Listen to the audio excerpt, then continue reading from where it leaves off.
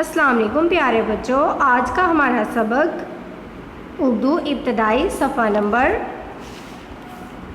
25। पढ़िए, पेंसिल फेरिए, लिखिए, दायरा लगाएं। छोटी शक्ल और शुरू की आवाज़ ख।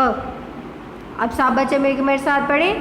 ख खरबूजा, ख खजाना, ख खैमा। ख खरबूजा, ख खजाना, ख खैमा। सब बच्चे पढ़ें। ख खरबूजा, ख खजाना, ख खैमा। पढ़िए और पेंसिल फेरिए। ख खरबूजा, ख खजाना, ख खैमा।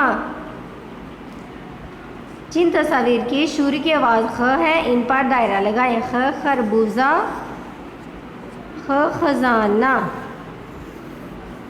दुरुस्त जवाब पर दायरा लगाएं। जवाहरात के ढेर को क्या कहते हैं? खजाना।